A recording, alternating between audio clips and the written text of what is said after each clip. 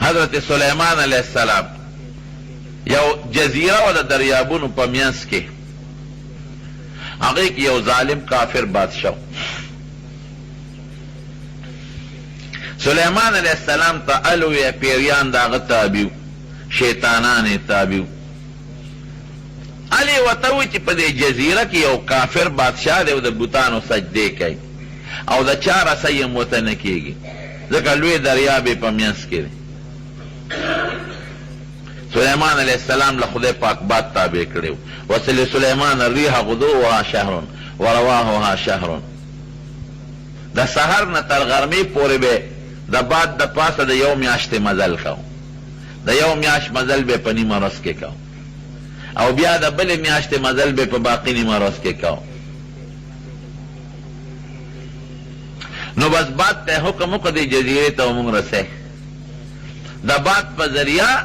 جزیرې ته سره د خپل لښکر ورسېد نو سلیمان علیہ السلام سره پیریان چې پیریان د چا تابع هغه ته جنګ څه ګران کار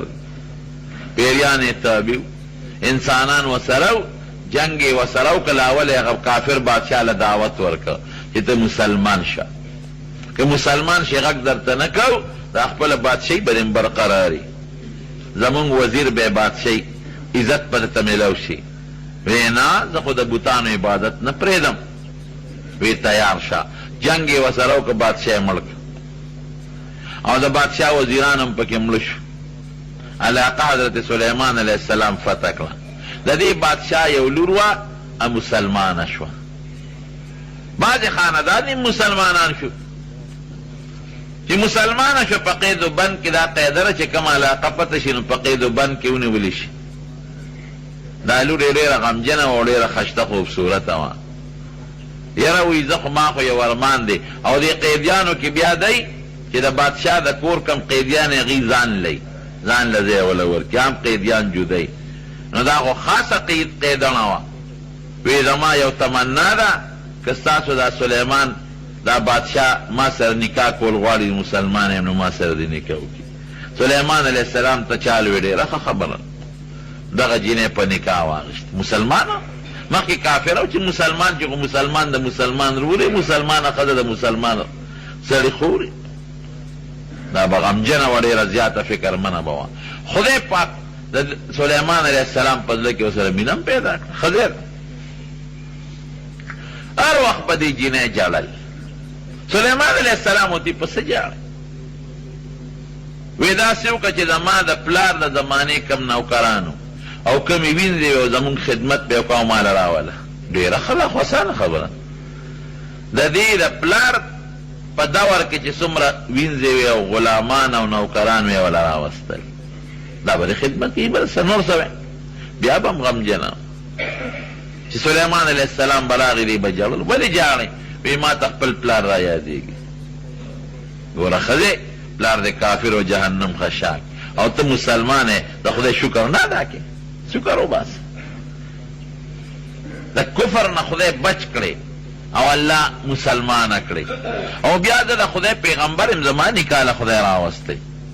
او مخکې د پوټینۍ بادشاهي وه د پلار اوس خو په ټوله دنیا د بادشاهي ده سلیمان علیہ السلام د الله نه سوال کړی رب هب لی ملکا لا ینبغي لاحد من بعدي الله داسې بادشاهي راکړي چې د ما نه پس تر قیامته پورې د بل چا ني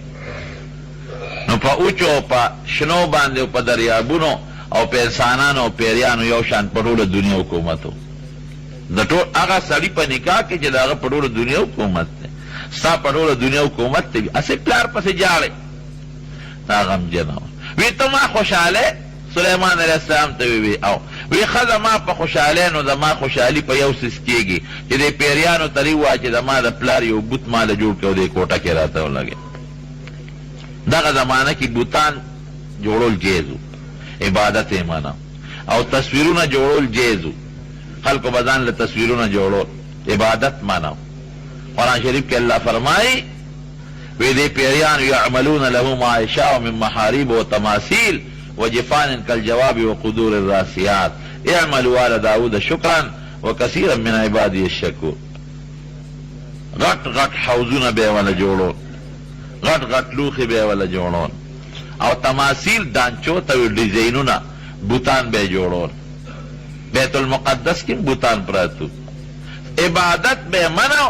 خلقو بل خپل پلار بوت جوړ کړو ځان سره به کوټه کې خاو دی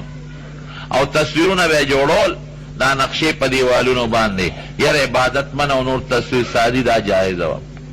اوس ګوره بالکل منه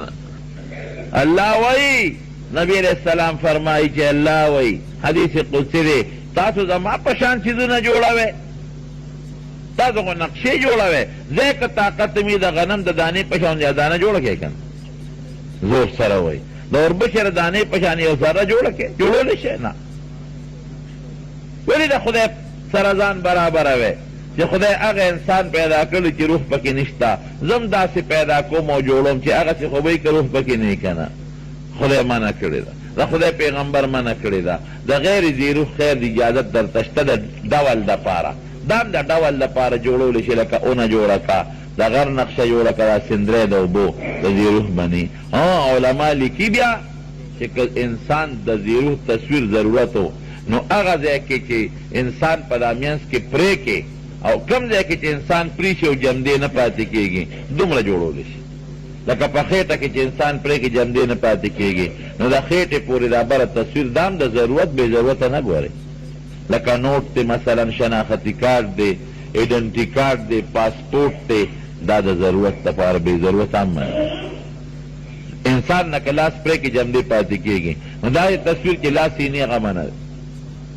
چې داسې ځای کې تصویر کټ شوي چې که بالفرض انسان هلته کټ کې جمدې نه پاتې کېږي دا د ضرورت دپاره جز بې ضرورته نه ورونو دا منئ تصویرونه ښه په موبایلونو دا او یا داسې لیکل د دې نه ځان ساتئ به هر کیف وی ماله نو دا زمانه کې دا جایز و دا تصویرونه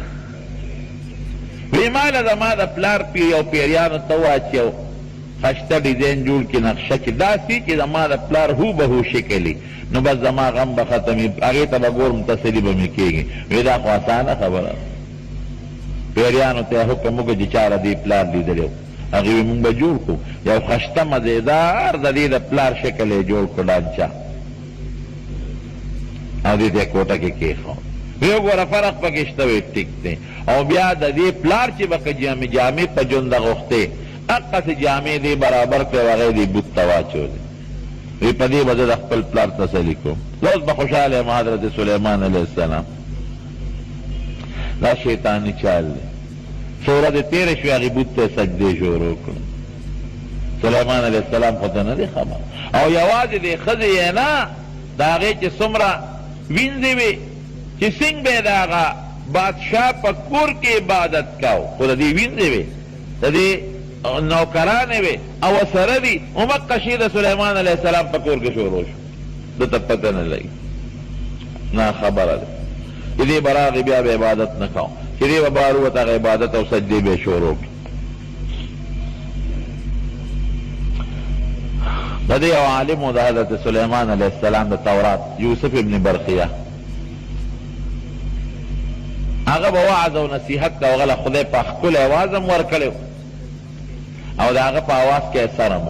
بعض انسان له الله اواز خوښ ته خدای پاک ورکړي او اواز کې اثر هم نو یو ځل یې بني اسرائیل لا یو ځای کړل وی سلیمان علیه السلام کی اجازه دي دې قوم ته یو څو خبرې کوم وی څه ورته وی وی د پیغمبرانو واقعات ورته بیانوم بیان نو دی یوسف د پیغمبرانو واقعات د آدم علیه السلام نه شروع کړل او د یو پیغمبر واقع بیانول حتی چې سلیمان علیه السلام لره ورسید نو د سلیمان علیه السلام د هلکانې واقعات یې ذکر کړل باقي غږ بند شو غږ یې ونه کړ مجلس ختم شو سلیمان علیه السلام چې خپل تخت ته واپس راغی دی راغی یوسف بن برخیه ورته وی د نمې غټه ګیله ده وی څنګه وی د ټولو پیغمبرانو د پوره واقعات ذکر کړل او زما د صرف د هلکانې قصه ذکر کړه او باقي د اډو ذکر ونه کړه یو باقي مې ونه کړه وی ولې وی باقي مې ځکه ونه کړه چې باقي ته خبر یې ځان نه وی نه زه خو نه یم خبر وی ستا کور کې د بوت عبادت کېږي د غیر الله د خدای نه ما سوا د بوتانو عبادت کېږي دا شرک دی عبادت و صرف د یو الله کو او که چا د الله سره په عبادت کې بل څوک ملګری کړ دې ته شرک کوي، کفر دی، دا ډېر لوی جرم دی او عظیمه ګناه ده. په دې پوه شو؟ وی ښه 40 ورځې دا کار شوی 40 دی. کور ته یې منډې کړې او هغه بیبي یې راونیوله. تحقیق چې وشو خبره یې رښتیا وه، هغه بوت یې مات کړ، ټوټې ټوټې یې کړ، هغې بیبي له هم سزا ورکړه، هغه نورو له هم سزا ورکړه. او سلیمان علیه السلام پوه شو چې دا خو زما په کور کې لوی جرم شوی دی، ما له هر کله چې الله به دا سزا راکوي. هغې یو ګوته وه ګوته، هغې کې الله ډېر لوی کمالات یې ښودي. او داسې کمالات وو چې دا چیپیریان او دا ارس او دا شیطانان د هغې ګوتې د وجې نه تابع وو. او په هغې د پاسه ابن عباس رضی الله عنه لیکلی دی، وی په هغه ګوتې د پاسه دا الفاظ لیکلی شوي وو: اللهم احیني سعیدا وامتني شهیدا. خدای ماله د نیکبختیا ژوند راکړي، ژوند چې مې نیکبخت دی، او خدای مرګ د شهیدانو راکړي. دې په ګوته لیکلی اللهم احیني سعیدا، د سعادت او د نیکبختیا چې د نیکبخت یم داسې ژوند راکړي. خدای دې موږ له هم داسې ژوند راکړي. او بیا لیکي ورپسې وامتني شهیدا، چې خدای مرګ د شهادت راکړي. دا به یې ګوتې ته کتل هر وخت، دا سوچ به یې کاو. نو چې دی به کله غسلخانې ته ته د الله نوم به ګوره اللهم، چې غسلخانې ته به کله ته نو ګوته به یې وویسته. دا یاد ساتئ رونو، دا ګوتې د سرو زرو د سپینو زرو جوړول دا ګورې منه دي. ښه سړو دپاره هر قسمه ګوته منه ده، که د سرو وي او که د سپینو وي او که د کاڼ وي. د سرو زرو استعمال خو ډېر خطرناک دی. د قیامت په ورځ دا ګوتې چې چا جوړې کړي نو خدای پاک به د ده په ګوتو کې دقسې زنځیرونه واچي او د جهنم زنځیرونه به یې راکاږي به. البته د سپینو زرو د 3.5 ماسو پورې اجازت شته، د سپینو زرو ګوته د 3.5 ماسو پورې، د هغې نه زیاته نه. هم علما وایي د سپینو زرو ګوته د 3.5 ماسو هغه چاله اجازت دی چې څوک په پاسه مهر جوړ کړي، ځکه حضور پاک په د پاسه مهر جوړ کړی. او که چا داسې ګوته اچولي او په هغې د الله نوم یې نو دی به غسلخانې ته استنجا دی ته نه داخلی. دی چې به اودسمات یې لته دا ګوته به بیبي له ورکړه، چې راوبوت بیا به یې وله ورکړه. یو ځل غسلخانې ته لاړ، دا ګوته یې بیبي له ورکړه. یو سرکشه شیطان راغی د سلیمان علیه السلام په شکل، بیبي ته یې ګوته راکړه، او د سلیمان علیه السلام په شکل او ګوته یې ورکړه. شیطان لاړ په تخت شاهي کېناست، شکل د سلیمان علیه السلام، او ګوته ورسره د هغې کې خو کمالات دي. بادشاهي یې شروع کړو، ټول خلک یې تابع دی. سلیمان علیه السلام چې د غسلخانې نه راووت، بیبي ته یې ګوته راکړه. وی ګوته مې در نه کړه څه؟ وی کله؟ وی اوس ته رانغلې؟ ته راغلې او ګوته دې وغوښته ما در کړه، دوباره یې غواړې؟ بس پوه شو، پوه شو چې کیس خو بل شان شوی دی، او ما زما هغه سزا جوړ شروع کېدو والا ده چې بار راووت حکومت روان دی، چې تخت شاهي له ورغې بل سړی د په شان ناست دی. چاته یې ځان ورمخکې که زه سلیمان یم لیونی که روغ سلیمان خو هغه دی چې ناست دی. وی شو بس الله رونیوم او الله به مې څه انتظام کوي،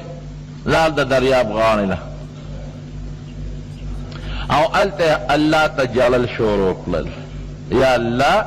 ما جرم کړی دی، واقعي ما زیاتې کړی دی. ګوره دی څه جرم نو، ځکه دا معنی کې بت جوړول جایز و او عبادت خو ده نه کوه، نه د په حکم کېده. لیکن وروڼو لوی سړی چې لږه غلطي مو کړي نو الله پې مضبوطه سزا ورکوي. یونس علیه السلام څه ګناه خو نه وه کړې او د مۍ ګیرې ته خدای پاک ورورسه، صرف د الله نه بې مشورې د وطن نه روان شوی. الله خو منې کړی نو چې مزه جاړي الله ته او جړا کوي، او هلته به خلکو مچیمارانو میان به یې نیول، هغې سره به یې خپل ګذري اوقات کو، هغې به ورسې ډوډۍ موډۍ کب ورکړه، ځان نه به یې پوخ کو، هغې سره به یې لږ خدمت هم کو، او په جړا سر دی. دې خو حکومت خو چلیږي، خو چې کم نیکان علما بزرګان دي هغې بل شان شی محسوسوي. هغې وایي دا خو هغسې حکومت نه دی، لکه څنګه چې مخکني حکومت و سړی هغه سړی د سلیمان علیه السلام هغې خو چې دغه دی پیریان هغسې تابع دي کار هغسې نه د ګناه اډرونه چالو کېږي مخکې د نیکۍ او د ګناه اډر چلېږي دا وکې بیبیان هم پوه وې بیبیانې خو پوه شو چې شیبل چوړی دی اوس خو مداخلت هم نه کېږي بیا هغې خپل میټنګ د علماو عالمانو راوغوښت وی تاسو څه محسوسوئ ټول وی بلکل محسوسو وی څه محسوسوئ وی موږ دا هغه حکومت نه محسوسو کوم چې څومره د مخکې و یا خو سلیمان علیه السلام دماغ خراب شوي دي یو مغه دی خو څه فرق پکې راغلی دی او یا څه مسله دار څه چل چې دی بیبیانو نه چې تپوس وکړه هغې ورته وایي چې او بلکل همداسې ده هغې بیبي معلوموي چې دقسې ما نه ګوته یو ځل یوړه او بیا راغې وي چې زما ګوته راکړه اوس نور نه پوهېږم خو مونږ ته هم د هغه نه معلومېږي او نه مونږ دې ځان ته پرېږدو خدایه داسې کېږي هغې توراتونه راواغېستل هغې علماو نیکانو خلکو او د هغې تلاوتونه یې شروع کړل بس چې دا شیطان پوه چې اوس خو ګېرېدو والی نو د هغه تخ نه والوت لاړ او ګوته یې په دریاب کې وغورځوله مطلب یې دا و چې که دا ګوته سلیمان علیه السلام له په ګوته ورله خو بیا مونږ تابع یو راشه دریاب کې به یې وغورځوم نو کم از کم مونږ خو به د غضبه خلاص شو که نه هغه یو کب تېره کړه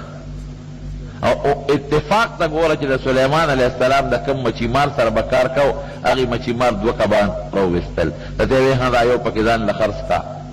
چې د هغه اوس پړ د په منځ کې اوسې راګوته پکې راووته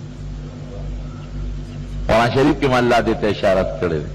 واپس راغی په خپل تخت شاهي او هغه پیرې یې رونې واغلی خطرناکه سخته سزا ورکړه شیطان نه دی په کور کې څلوېښت ورځې عبادت شوی و د بت نو دا په کومه ورځ چې حضرت سلیمان علیه السلام ته دوباره بادشاهي میلاو شو دا د عاشورې ورځ وه